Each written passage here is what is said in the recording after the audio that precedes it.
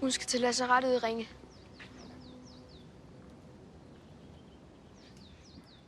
Vi skal ikke rende rundt herude, Lene. Det er farligt. Der er modstandsfolk overalt. Vi skal ikke være her. Kør ind til lazarettet i Ringe. Lazarettet i Ringe, det er lukket. Det er sådan taget hjem. Så sygehuset i Odense.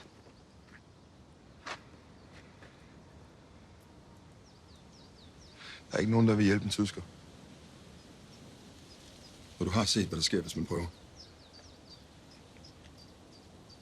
Vi skal ikke til Odense. Jeg er ked af det. Kom ind i bilen med dig. Sæt dig ind i bilen. Sæt dig ind i bilen. Hun dør, hvis vi ikke gør noget! Se på hende! Hun er syg! Se nu på hende!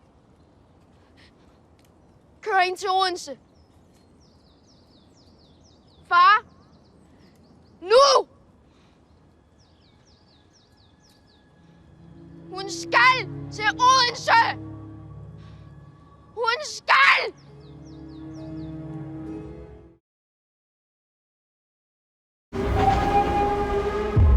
Situationen med de mange ankomne tyske flygtninge bliver stadig mere kaotisk.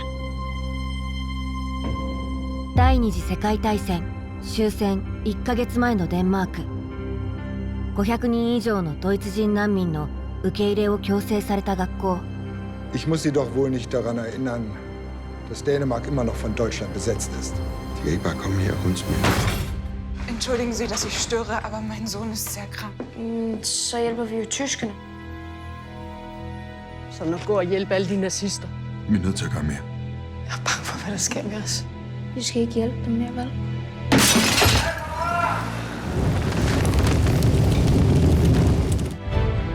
目の前の命を救うのか見殺しにするのか。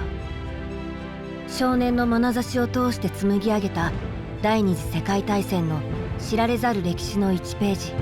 Dør, hvis vi ikke gør noget! Hun hedder Gisela, og hun skal have hjælp. 今だからこそ何をするべきか。正義を貫こうと奮闘する家族の感動の物語。僕の家族と祖国の戦争。